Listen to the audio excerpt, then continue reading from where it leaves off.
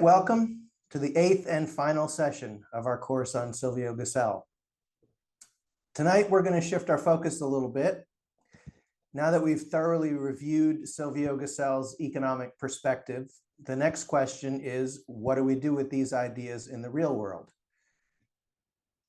While today's session will be a conclusion of sorts, I hope it will also represent a new point of departure for developing new ideas, new tools, and new forums for exploring issues like these. I believe we're living through a period of major transitions and that our economic future will not look like the past. Exactly what that future will look like, I don't think anyone knows. It could be much better than the world that we currently know, or it could be much worse. I think we're entering a period of experimentation in which a lot of different ideas will be competing with each other to see which ones work and which ones don't. The very first thing I said in this course is that one thing most people agree on these days is that we're not on a healthy, sustainable economic course. That was not a widely held viewpoint 20 or 30 years ago. But today, a growing number of people are convinced that the status quo cannot continue and are thinking creatively about what the future might look like. I hope that both Silvio Gesell and Henry George will be part of that conversation.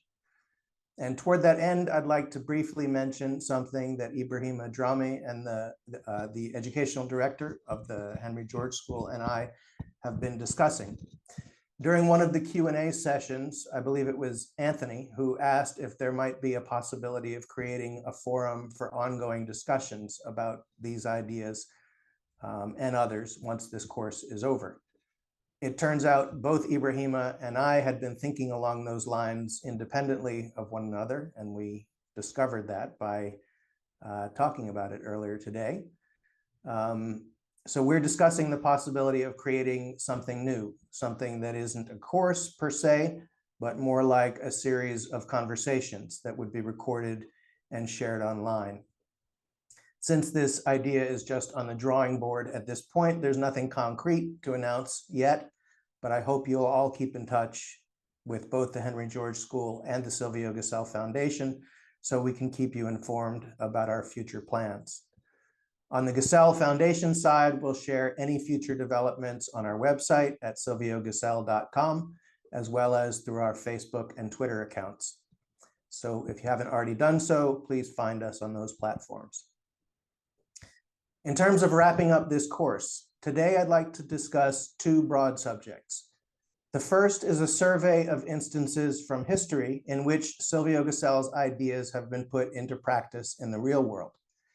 And then I'd like to discuss the future and explore how Gesell's ideas could form the basis of new models which could enable society to move beyond the problems arising from our irrational systems of money and land.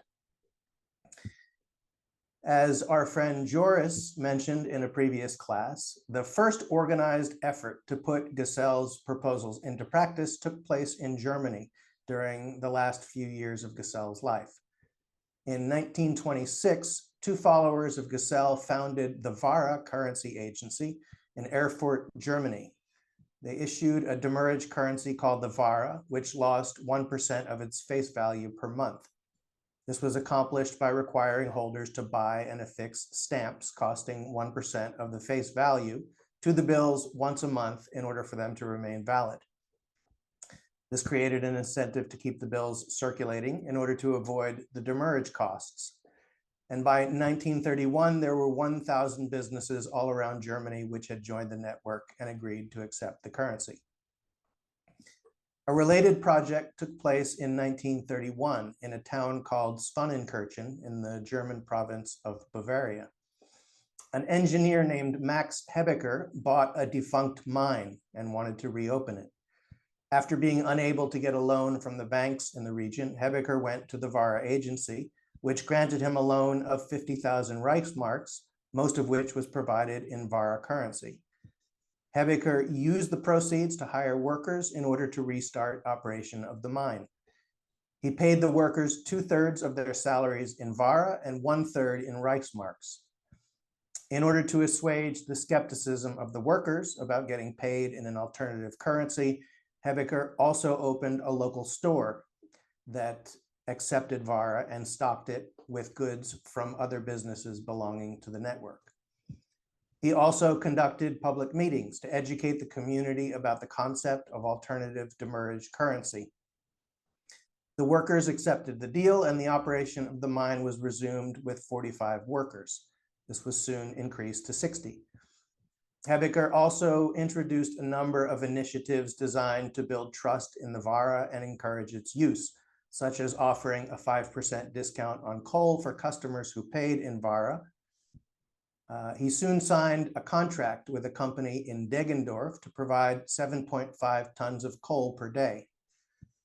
The initial success of the project and the improved economic conditions of the area attracted a significant amount of attention throughout Germany. Unfortunately, it also attracted the attention of the German central bank, which ordered an investigation. Hebeker was charged with unauthorized issuance of banknotes, but the court refused to allow the case to move forward since it could not identify a punishable act. However, later that year, the Reich Ministry of Finance prohibited the continued operation of the experiment, and the mine was shut down again, causing all of the initial economic benefits to evaporate. The following year, perhaps the most famous demurrage currency experiment was started in the Austrian town of Würgl. The town was suffering from the effects of the Great Depression and was experiencing extremely high unemployment. The mayor was a believer in Silvio Gesell's ideas and proposed the creation of a local demurrage currency to jumpstart the town's economy. The proposal was accepted and the currency was created using the same stamped banknote system as was used in Schwanenkirchen. The town experienced an immediate increase in economic activity and reduction in unemployment. Some residents even chose to pay their taxes in advance in order to avoid demurrage charges, and the increase in public revenue allowed the town to complete a number of significant public works projects. News of these results spread quickly, and the mayor of Würgl addressed a conference of 140 municipal leaders who were interested in replicating the project in their towns. It also gained worldwide attention, prompting a visit from the French president, who wanted to see the miracle of Würgl. And the most famous American economist of the time, Irving Fisher, also took note and advised FDR that Gesell's proposal for stamped currency could represent a possible solution to the Great Depression. Fisher also wrote his own book entitled Stamp Script, based on Gesell's ideas. Unfortunately, FDR did not accept Fisher's recommendation and actually took measures to outlaw complementary currencies. Sadly, the same fate that befell Schwanenkirchen also awaited Würgl. The Austrian central bank viewed the project as a threat to its power and ordered it shut down. We can only speculate about how history might have been different if, instead of squashing these initiatives, both of which showed great promise to alleviate the dire economic conditions of the Great Depression, the German and Austrian governments had instead chose to encourage them. Another notable implementation of Gesellian principles was the Swiss Veer Bank. This institution was created in 1934 and still exists today. It was started in response to the currency shortages and financial instability of the Great Depression. The bank created a regional currency designed to operate alongside the national currency. Initially, the Veer currency was subject to demurrage based on Gesell's ideas. However, in the late 1940s, the demurrage part of the system was discontinued. A more recent system based on Gesell's ideas is the Chiemgauer, a regional currency in Bavaria, Germany, which has been operating since 2003. It was started by a high school teacher as a project for his students. In 2006, annual turnover of the currency reached 1.3 million euros, and by 2015, it had grown to over 7.5 million. As predicted by theory, the currency circulates significantly more rapidly than conventional money, with measured velocity around twice as fast as the euro. These are just a few of a large number of demurrage currency projects which have been used on local and regional levels all around the world. Interestingly, while the Virgil experiment is world famous, it was tiny in comparison with a much bigger but less well-known implementation of demurrage that took place much more recently. By way of comparison, the population of Virgil was around 4,000 people, and the experiment lasted 13 months. That pales in comparison with the fact that millions of people in Argentina participated in an alternative economic system over a period of several years using demurrage currency following an economic crisis that began in 2001. To tell us more about that, I'd like to welcome back Carlos Luge, the director of the Silvio Gesell Institute in Argentina. Carlos? Thank you very much. It's an honor for me to be here. Thank you, Josh. And since our Gesellian Institute and people are very close to Georgist, it's an honor really to share this conference with you. It's interesting to say that this experience has not been really well known abroad, and the media and the politics want to not to talk about it. So it would be a good chance to talk about this. First of all, it's important to know that Argentina has a big banking collapse in 2001. I mean, almost all the banking system shut down and was a big confiscation of deposits, almost all of them. And this was because we have all in the 90s, in the decades, a big privatization and globalization situation where employment rise very much and fast, and we have a big national debt, public debt, and also the credit shut down. We get into a big recession, and then since we have a system of convertibility, 1 peso, $1, people began to get his deposits out of the bank in dollars, and there were not enough dollars. So the whole system, not only in dollars, but also in pesos, shut down and collapsed. The thing was that this period of from 5 to 7 years really getting a big recession, and since employment rise very fast, the provinces, which are federal states, and the people began to issue their own money. In 1995, it began a barter club system in one place here in the south of the city of Buenos Aires from 4 ecologist leaders, just only 4. And then they begin to share and issue their money in the neighborhood. And it was so big a recession and unemployment, and all the people middle age, more or less of them, middle class, begin to issue their money in clubs to barter, for barter, and it began growing. They began with 1 barter club, and then in a less than a year, they have 18 barter clubs. Then they go to 60. I will see the figures if we can. And also we get in 5 years to 5,000 to 5,500 barter clubs, and all nationwide, and takes care about 2 million people bartering freely, directly, which implies that they have indirectly 6 million people indirectly involved because of families and this range of the environment. We also have more or less than 20% of the population. We have 30 million to 35 million people in population, and then we have almost 20% of population in barter clubs. Imagine in the US, you have 300 million people. We are talking about 60 million people living from barter clubs, from totally private money. Then on parallel, the states, the provincial states also issue their own money because they cannot pay the suppliers, the wages, and of course, all the inputs they need to work, even the companies. So each province, or more or less 14 of the 22 provinces here, issue their own money, mainly Provincia de Buenos Aires. Buenos Aires province is the biggest economy. And the state, through the provincial bank, issued notary bonds, which was called patacones, which were not financial or banking fractional reserve system, because they were just only bonds issued by the bank and by the state out of the banking system. and it grows so fast that more or less half of the what we call quasi-currencies were issued from Buenos Aires, and it takes a long range, even nationwide. I mean, in the small provinces, even in the medium provinces, they use these patacones from Buenos Aires, and it was just only a small part, less than 20% of conventional monetary system, the peso from the central bank going. The 8% of the N1 monetary base was issued by the provinces, half of them from Buenos Aires.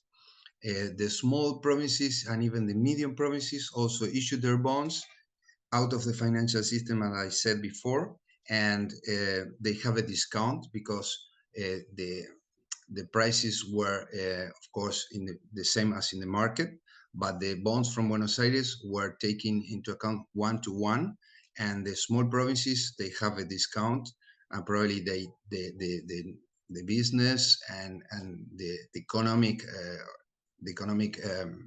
actors only take these bonds with a big discount from 20 to 50%, 40%, 60, 70, even 80%, but also depending on the power of each bond of each province were taken into account. But Buenos Aires province and even the nation then issued another, which was called LECOP. It's a national from the public state, from the central state, that also gets into circulation, and we have almost 80% of the PV of the monetary system driven by these quasi currencies, and also this was public from the nation and from the provincial states, and also then you have the barter clubs taking charge of 2 million people, and these were organized in a system like clubs that were related to each other, but each of them were totally autonomous, and then they grew up in a big net, and they call nodes, and they share between different nodes in the regions. They organize in clubs in neighborhoods, cities, then regions, and then nationwide from some services, for example, buses and some other tourists or food. They make agreements between different regions. It was incredible. It was totally incredible. It depends on the leaders, and the leaders make agreements to make this happen. But then, since the banking collapse in 2001, totally collapsed, even the oil station to charge gas to the cars, and suppliers, supermarkets, even taxis were accepted in patacones, in quasi-currencies, without any problem. I don't know if you get the slides, but it's very interesting to see. Probably we will share you afterwards. I will send them to Josh. But the thing was that in 2001, the tax income from the state really falls almost 60%.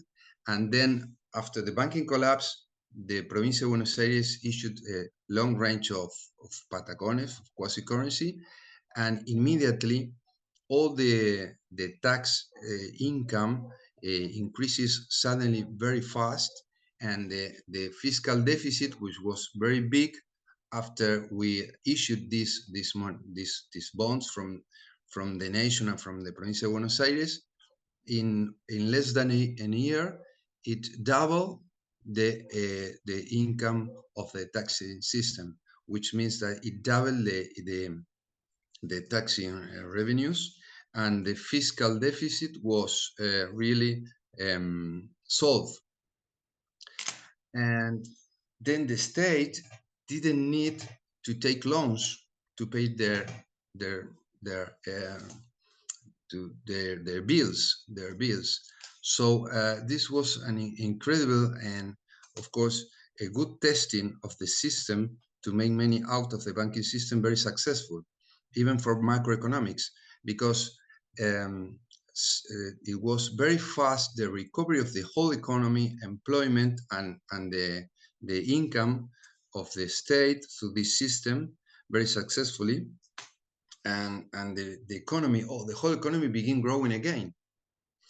And once, of course, we have a political crisis, we have really 5 presidents in 1 month, But then when this starts a stable political system, at 1 year afterwards of this system, the YMF ask and really want to avoid the system, and they say, well, okay, we will replace all the provincial bonds with a new loan of $7,000,000,000, and then we will replace the bonds that we will issue by free to a loan of $7,500,000, of course, to increase our national debt with interest. And then, which is another thing very important, the economy, which was growing fast, suddenly stops, and we have a small recession for 1 more year because we get out all the money to the system from the provincial and the nation state bonds, which were not banking bonds, as you know, not banking money, and really stops the economy. This is from the financial system, the economic financial system, but from the other hand, from the political system, the political parties in charge of the government sabotage also the barter clubs. This is another interesting thing to take into account, because what happened was that the people was going so fast and so big feeding these barter clubs that the political system feel to be defeated, to be challenged by this system, and they want to sabotage. And finally, after some month, they try to negotiate some political support from the people to the political parties. They say, no, we are free, we want to begin growing on this. They suddenly issued a forgery, a falsification of these private bonds, which were called árboles, because it was a symbol of a tree, and these trees, which was the symbol of this private money from the barter clubs, were have a big falsification from the prints, no, of the political parties, and they issued lots of these bills of forgery, and they put them into the clubs to make a big inflation system, a big inflation process, even hyperinflation, and destroy all the barter class throughout all the country in 2 or 3 months. So everybody then gets back to the new to the banking system, that which was then held by the government and by the IMF again, and they continue working again as before. And suddenly, as I said, but then we suddenly in some few months we didn't have any more barter clubs and quasi currencies that were very successful, and unemployment and deficit became again, although it began going better, the economy. This was an experience that makes people to recover self-esteem, employment, abundance, and of course great wealth in their neighborhoods, and a new completely social and productive experience, very successful. We have some documents on this. There's 2 books mainly here. One is The Future of Money from Bernard Lietaer. The other was Keynes and Gesell. It's a book I want to show you then. It was the first study from the relationship between Gesell and Keynes. Gesell and Keynes is almost the same. Gesell is the really who create macroeconomics studies, concept, methodology, vocabulary, and Keynes took really almost all of them, and in the natural economic order. And Keynes, in his General Treaty of Monetary Occupation and Interest, really takes it with 2 differences: liquid preference, as we talked before in this course, and basic interest.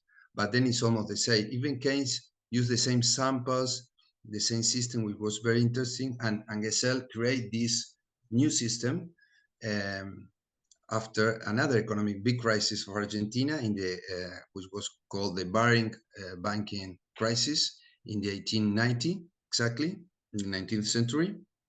And it was so big because Argentina has Carlos, we almost kind of need to 60%. wrap this up and keep moving.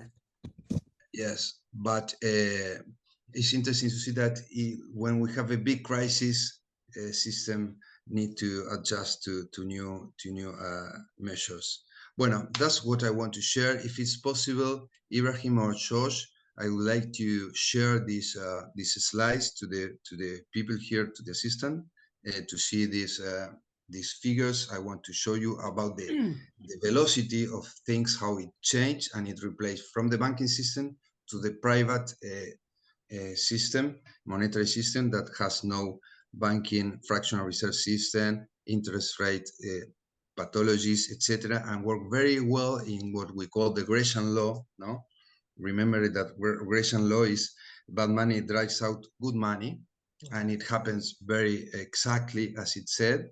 And the velocity of the money inside the system increases very fast also, and it makes a big acceleration of, as I told you before, of the income, the occupation, the tax income from the state, and the GDP that really reacts very fast. So that's all what I want to share. At least these are the main issues that we can take into account as an experience. And as I said before, there are some books about this, not very well known yet, most of them in Spanish, but of course you will see some in internet and in Europe now. The complementary currency system, mainly in all the countries in Europe, takes into account this experience, like the Chiemgauer. In Germany, they have almost 100 experiences. The most important is Chiemgauer, but they have many others, and they call it they call themselves as the Argentine model because of this stuff, which was a crisis, and then it becomes a solution. No, bueno, thank you, All right.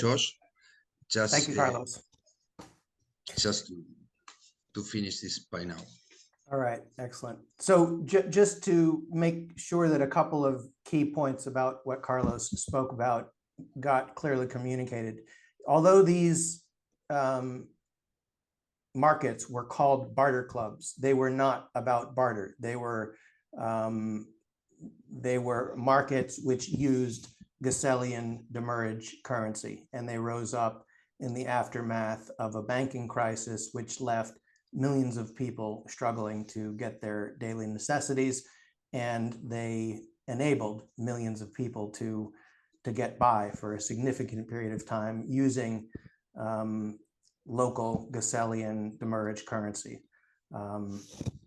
So just wanted to make sure that those points got across. And of course, it's relevant that the central government ended up stepping in, as happened in both Schwanenkirchen and Virgil, and did everything they could to undermine what was going on.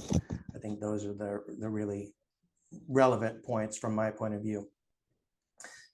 All right, so now I'd like to shift the focus to the present and the future. A lot of people, when they first become acquainted with Gesell's ideas, say, yeah, that makes sense on paper, but what do we do with it here on planet Earth? Gesell's ideas might make sense logically, and if we were building a new economy from scratch, it might be the best model to use. But given that we're not starting from scratch, is there really a feasible path forward for a model that is so radically different from the status quo? Does anyone really imagine that national governments are going to completely overhaul their economies by replacing conventional money with demurrage currency and eliminating private ownership of land? So personally, no, I don't think that's a realistic possibility. From Schwanenkirchen to Virgil to FDR to the barter clubs of Argentina, national governments consistently view Gesell's ideas as a threat and do whatever they can to thwart their implementation.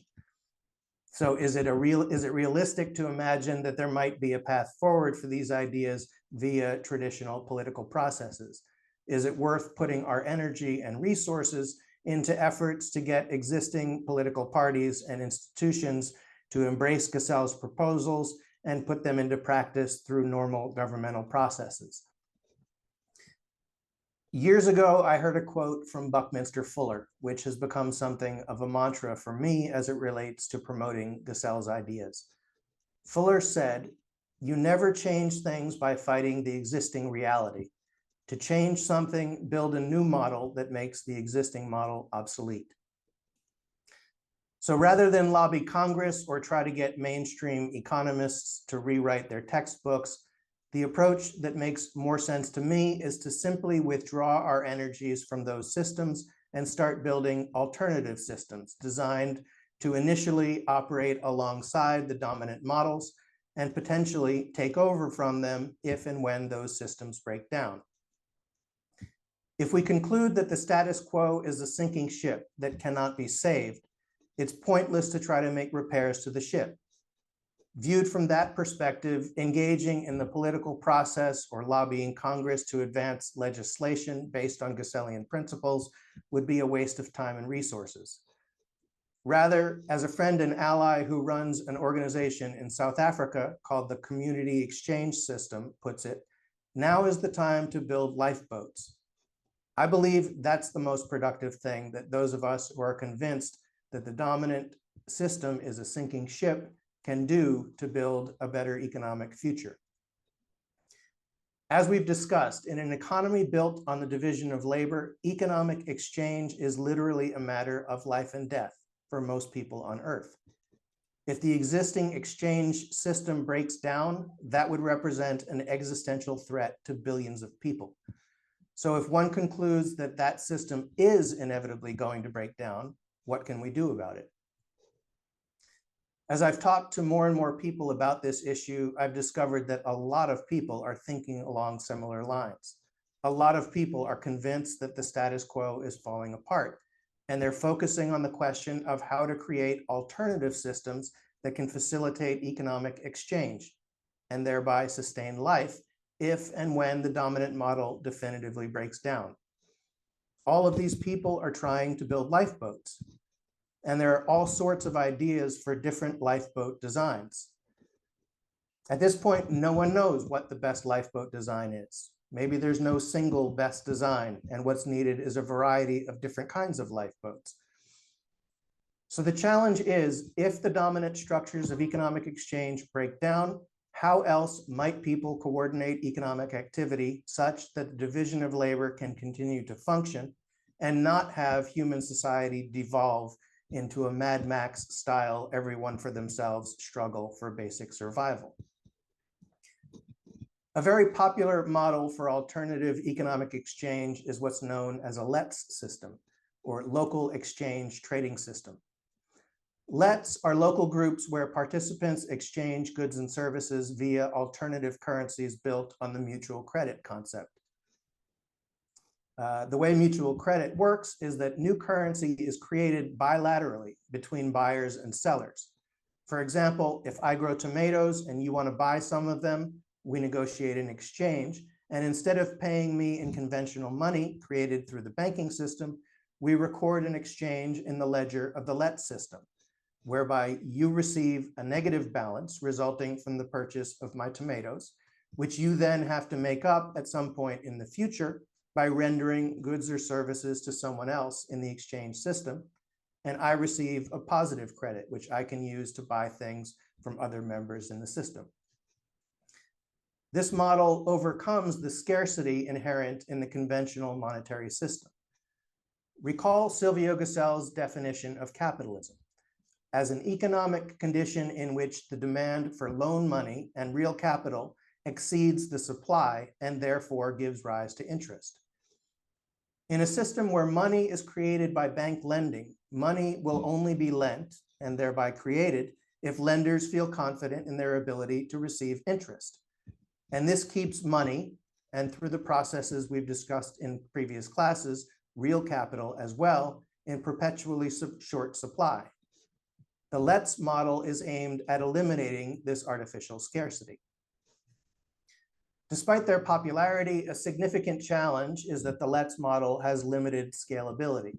Typically, groups don't grow beyond a few hundred or at best a few thousand participants. both because of the local nature of the exchanges and also because of the trust that is required in a system where buyers assume future obligations in exchange for receiving goods and services in the present. So an open question is whether these local microeconomies can somehow be linked up with each other in an economic architecture that allows exchange to take place between let's groups. This is something that the aforementioned community exchange system is currently working on.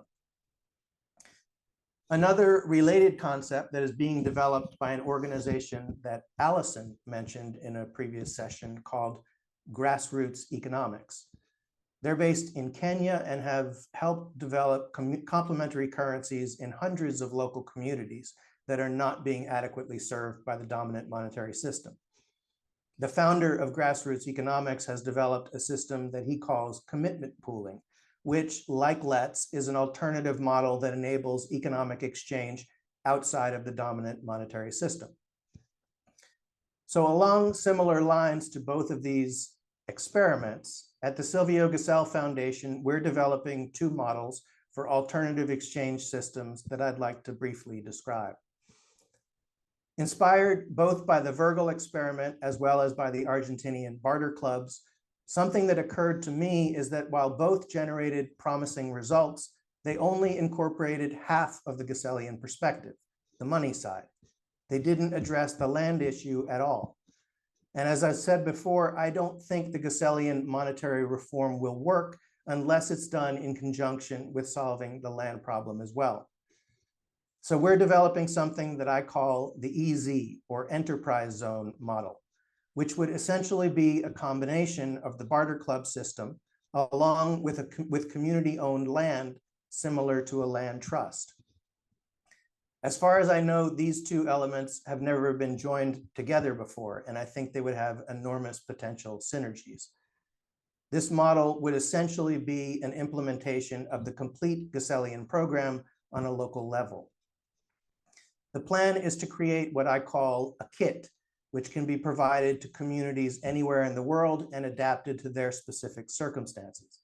The kit would consist of three elements: a demurrage money system, a system for allocating community-owned land via competitive bidding for leases or rental agreements, and a governance system designed to be as simple and flexible as possible so that each individual EZ can govern itself in whatever ways its members see fit. The intention is that the model will be adaptable to a wide variety of local situations and circumstances, whether it be an agricultural cooperative, an industrial park, a farmer's market, or even as an alternative model to redevelop the hundreds of defunct shopping malls that are decaying in communities all around America. And the second initiative, which may over time come to be linked up with the EZ model, is a plan for an online digital alternative economy based on Gesell's monetary proposal. The idea is to create an online marketplace where people can exchange, at first primarily digitally renderable services, from anywhere on Earth to anywhere on Earth via a Gesellian demurrage currency. For example, let's say you're employed, but you're still struggling to make ends meet, but you have some services which you could offer digitally, whether it be teaching a language, giving music lessons, consulting services, counseling, tax preparation, astrological readings, whatever. Imagine a system where you could offer those services and in return receive important and necessary services, not through barter, which, as we know, is severely limited due to the coincidence of want's problem, but through monetary exchange using a digital demurrage currency, without relying on the conventional monetary system at all.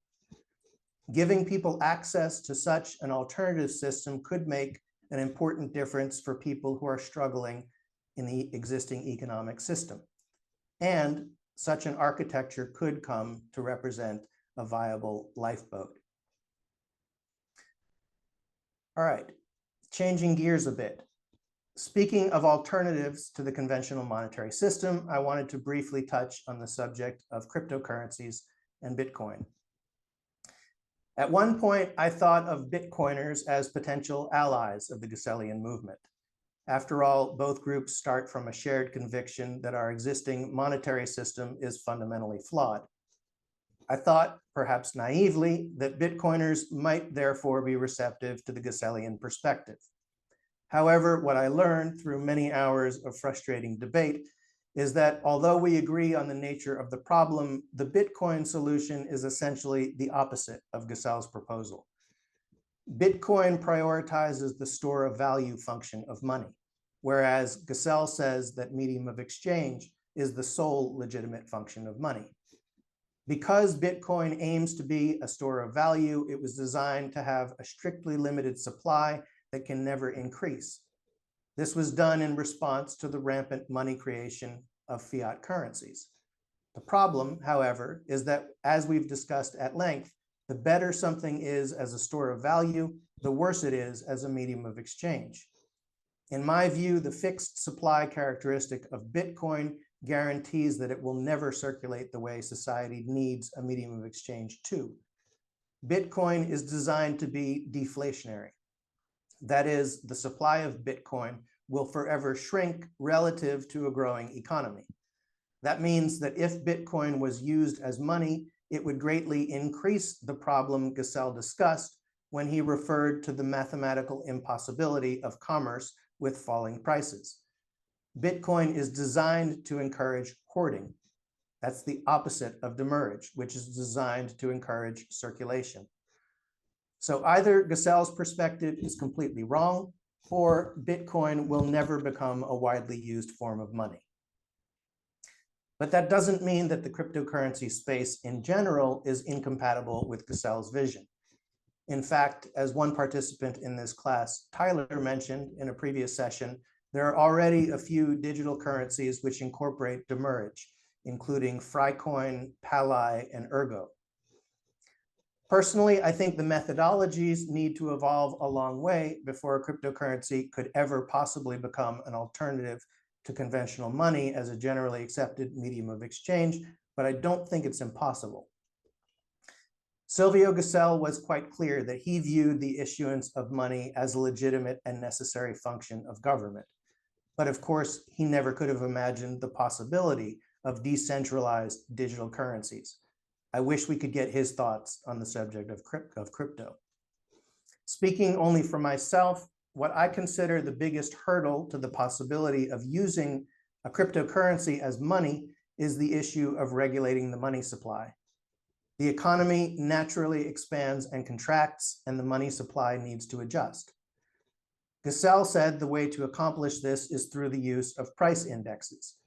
The way monetary policy would be conducted in a Gessellian system would be through monitoring the price level and either adding money when prices fall or reducing the money supply when prices rise.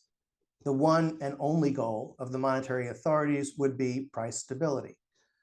So the question as it relates to decentralized cryptocurrencies is how the process of adjusting the money supply to keep prices stable could be accomplished. This strikes me as a huge technical challenge. For example, consider the challenges involved in building and measuring price indexes. The components of such indexes would need to be periodically updated. What constitutes a representative basket of goods and services in 2024 will not be representative in 2074. So I have a hard time imagining how this could be accomplished by a cryptocurrency, but I don't entirely rule out the possibility.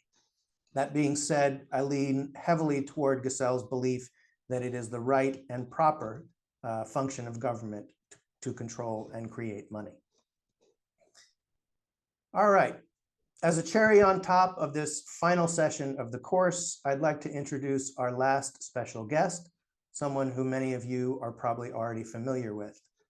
I've been a longtime admirer of Professor Steve Keen and was excited to learn that he too is a supporter of the ideas of Silvio Gesell.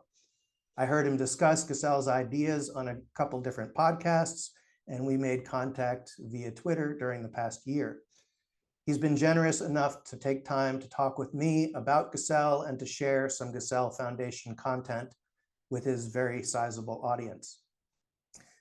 For anyone who does not already know Steve, He's a former professor of economics at the University of Western Sydney in Australia, and the former head of the School of Economics, History, and Politics at Kingston University in London.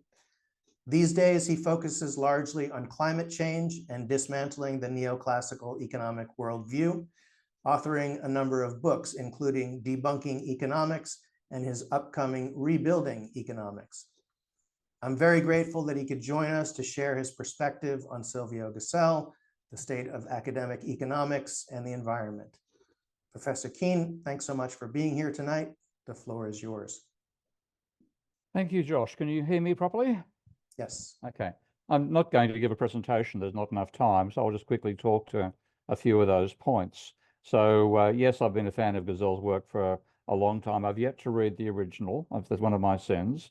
But I've been aware of Keynes's praise of Gesell and totally agree with Josh that the primary role of money, not just a medium of exchange, also a unit of account, but the store of value is what slows down the circulation of money.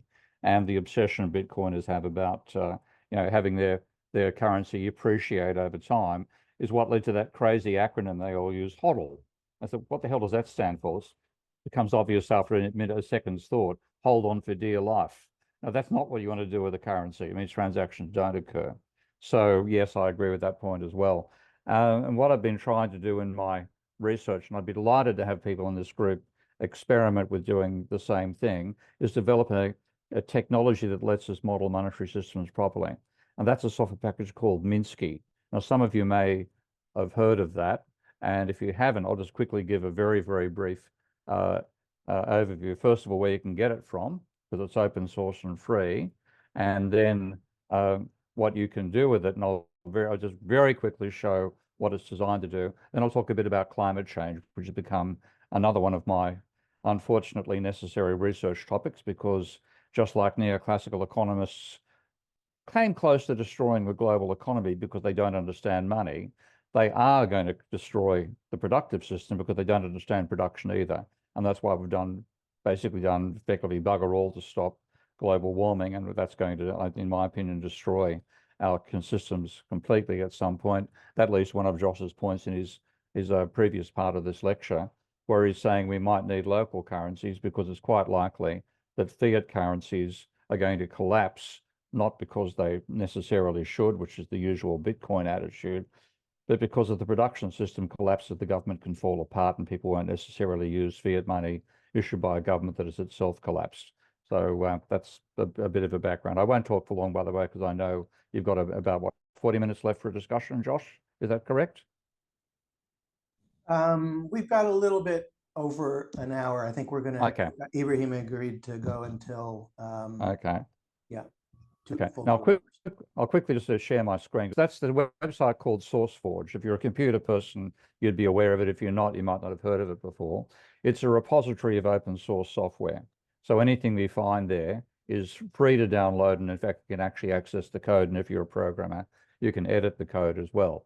And there's issues about putting it back into the system, but that's quite open to you. So if you want to get a copy of Minsky, you just come to this website. It's the usual story, HTTPS, sourceforge.net/projects/Minsky. And I can't make that larger here, but that's what the text is just up the top there. Type that in, it'll bring you to this page. Press the download button. The system will recognize what sort of computer you have, whether it's a Mac or a PC or a Linux. It'll download the appropriate installer. If you want to become adventurous, I'd greatly encourage this to those people who wish to help us develop the technology. There's also a files heading here, and you can actually download development versions. We call them beta builds, as well as the source code. So you can see all that there. So that's how easy it is to get hold of Minsky. Once you've got it, you get a system that, I'll start with a blank, because I've done nothing so far with this one. I'll start with a blank window. But what you get, and I think I can make this, I can't make the actual object larger, but I can make any graphic I bring in here larger. You get what's called a system dynamics program. And that gives you the capacity to do mathematics using flowcharts. So just to show very quickly a sort of rubbish idea of what you can do. And this shows my age, by the way. For some reason, I always come up with adding Fred to Wilma to get Barney, the Flintstones. But if you want to do mathematics in in Minsky, then what you do is you type names, you just type text on the screen, that becomes a variable, and then you just again press mathematics keys as well on the screen. You drag, when you see if you move the objects around using the mouse, you can drag an output to an input over here, and then you type in your equations. And in this place, I'm saying Fred plus William equals Barney. I'm sure that'll cause some marital problems back in the Flintstone world, but that's the sort of idea. And then you change the values here. You see them changing over there. So it's a flowchart approach to mathematics. Now, there's nothing novel about that with in Minsky. There are plenty of programs that have a similar technique. I don't believe it's easy to use as Minsky, but there's nothing unique about it. The unique thing is this object up here we call a Godley table. That's named after another great non-orthodox thinker in economics, Wynne Godley. And as you can see, it looks like a bank, and that is what it's supposed to model, not just banks, but double entry bookkeeping. So anything you do involving money necessarily involves double entry. Whether you're using a normal currency or a demurrage currency or even Bitcoin, there's a transfer of a promise fundamentally from one account to another, or promises in two separate accounts rise at the same time if you're talking somebody taking out a loan. So you then have this table. It's just shown as a graphic object there at the moment, but I can change that across in what they call edit mode, and you can now see the double entry table. And if I bring up a window so that I can operate that on a larger, slightly more sophisticated design canvas, you get this window, and you can see assets and liabilities in equity. And the basic rule of accounting that you have to follow even with the demurrage currency is that assets minus liabilities minus equity has to equal 0 for every transaction. So if I, for example, and this is where the proper understanding of money, and one of the reasons why we have these catastrophes that Josh was alluding to earlier, with central banks shutting down innovative things like Gesellian currencies, is the people running banks and are mainstream economists. And pardon me being Australian here, they haven't got a fucking clue what money is. They get it completely wrong, and they don't understand it. Only recently have central banks started to realize that banks create money by creating loans. So if I type loans as an asset class in there, and I can zoom in by holding down the arrow key and zooming, and I'll do that now so you can see it more clearly. So I've got loans there, and then we have deposits here, and I then have the final row being the bank's equity. And if I type banks and then an underscore, I'll put curly brackets here just to make it. Actually, I'll just do straight with just E for the moment. You get subscripts and superscripts and formatting and things of that nature are built into the program. And if I have a bank loan, then what a bank loan does is puts, say, credit dollars per year into your deposit account, and you type in words here rather than numbers. It's not designed for arithmetic work, is designed for logical work. If I type credit here, then Minsky currently says, well, you haven't got the equation balanced. You've got to type credit somewhere else. And then I type credit here, and that shows loans increase, deposits increase. That's how banks create money. It's literally that simple.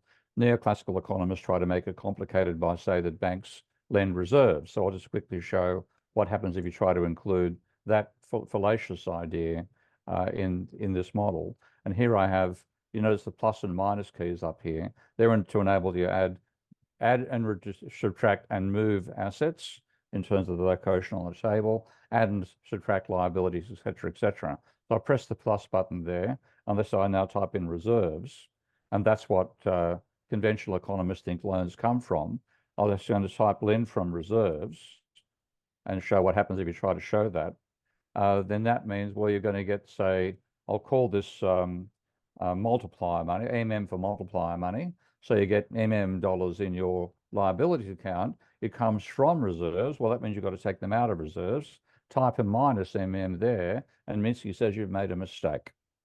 Okay, that can't happen. So if you want to show this taking place, the only way you can make that model work is to say, well, the reserves go down and the loans go up. Now that balances, but where does the person get the money? Okay? You've got somebody going into debt, but not having any money. So the only way that works is if all loans are in cash. And I could elaborate that one. Actually, I'll do that just to quickly show how you get logic into the Minsky program. So that's the one up there is the banks. I'm now going to open this table and make this for the public, the non-bank private sector. And so that's when the window comes up. What Ravel does, or Minsky does, part of Ravel's a commercial extension of Minsky, which we're working on right now. What Minsky does is anything which is an asset for one entity is a liability for another. So having defined deposits as a liability of the banking sector, if I click this down arrow here, that will then show me that deposits exist as a liability that hasn't yet been made an asset. Well, deposits are a liability of the non-bank public, so that goes inside here. Now, liabilities will find you assets that haven't been allocated. If I click here, I get both loans and reserves. Now, reserves are not an asset of the non-bank public, they're an asset of the central bank. But if I click on loans, Minsky brings across those operations. And now at the moment, it shows, well, that operation of the money multiplier lending approach hasn't yet worked. And I can't balance it by typing anything over here, because you can't. What happens is the loans go up and the holdings of cash go up. So what you've got in the conventional model is a conversion of reserves, which conversion of that into cash being held by the private non-banking sector. So the only way the model works, which is what they teach in all the neoclassical textbooks, the only way it works is if all loans are in cash. And not only that, the entire reserve system has to operate with cash as well, which we know in modern day it does not do. So this is a way of clarifying the understanding of monetary systems. And I'd be delighted to see somebody inside this group have a go at defining a demurrage currency using this system. And my expectation of how to go about doing it, I haven't tried doing it myself, would be to add an extra row called demurrage, and then you'd have a minus against the I'll just put that'd be I'll just type it in very quickly. A minus up there, you need to balance with a plus somehow. I haven't tried doing it myself. I'm not going to try it now because I've got other activities to focus upon, but that's how you could then show the depreciation of money unless it's spent. And the way you go about defining that comes back to the canvas now. And I haven't shown you much about the canvas so far, but on the canvas, you can now place the flows and place the stocks that have been defined using the Godley tables. And you can add others, as I showed with Fred and Barney and Wilma a while ago. And then you will have relationships between them, which you show with mathematical functions. So I've now got demurrage on there, and I might then relate demurrage to the rate of velocity of turnover.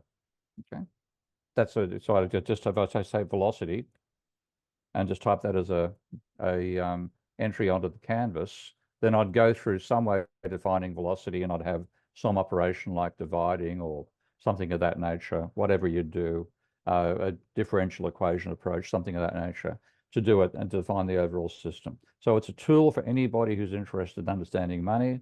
If you're in Josh's class, you're interested in money, please download and take a look at it. That's the overall tool that I'd like you to make use of. The other stuff I'll quickly talk about is my work on climate change. And this is why I think Josh's comments earlier about building up a alternative monetary system in the event of a fiscal collapse. I'm 100% certain that a fiscal collapse, financial collapse is coming, courtesy of climate change. I don't know how many of you saw the floods in Dubai yesterday. I was in Dubai not more than a month ago. Normally a desert. It got 5 inches of rain, I think, in one day. And there are shops there's actually waves of rainwater smashing through shops in that area because the rate of accumulation of water was so great that it literally formed waves washing through the place. More and more of that's going to happen. Our productive apparatus won't cope with it. You'll have breakdown. Very few societies are going to be capable of maintaining themselves through that. Maybe China, maybe isolated countries like New Zealand might be able to survive. But I think in the vast majority of companies are going to be wiped out by this over time. Mad Max is the alternative again, as Josh said. If we have any chance to hang on to human civilization, we need a monetary system as part of maintaining a local community that can still function and keep people alive. And in that situation, the Gesellian ideas come to the fore. The other thing which comes to the fore from my point of view is that part of why we've destroyed the planet is the monetary system. Having a single form which money takes, or a single dimension to money, is what's led to people trying to accumulate large amounts of it And that's what led to the chaos we've seen in the capitalist system, but even in socialist systems when they were running as well. I think we need something multidimensional. We need something which is not locked to a physical quantity in the way that gold money was supposed to be, or that Bitcoin itself tries to be, and so on. We need something which reflects we live on a finite planet. So even though I'm against the idea of a limit to the expansion and contraction of money in a generic sense in a capitalist economy, when you're not considering physical and environmental limits, we are going to have to consider them. They're coming our way. We've created a situation where we have no choice but to take them seriously. And that then means we need some way to limit the extent to which we plunder the physical resources of this planet to create forms of wealth for ourselves. And that would have to be not just in terms of carbon dioxide, where people might think we have a carbon-based currency pool in that sense, biodiversity, placing chemicals in circulation which accumulate. All these things should be negatives for any financial system that's truly trying to respect the biosphere. And I think, again, with trying to, in a very extended way, link up the Gesell versus Gesell plus Henry George arguments that Josh made earlier again. We need a monetary system that respects the physical planet. And that would mean some way in which we tie those two together. Again, I haven't done that work. I'm too busy trying to point out the absolute garbage that mainstream economists have done on climate change. My main ambition is to raise people's awareness about how we're being conned by mainstream economists who use the most successful system. If you believe bullshit, you're very good at promoting bullshit, which is what they've done. So I'm trying to expose them. My ambition in life, I have to say honestly what it is, it's to be their expert witness at their trials for ecocide. So that's the main thing I'm working on now. I'll hand over to Josh and we can keep on talking. All right.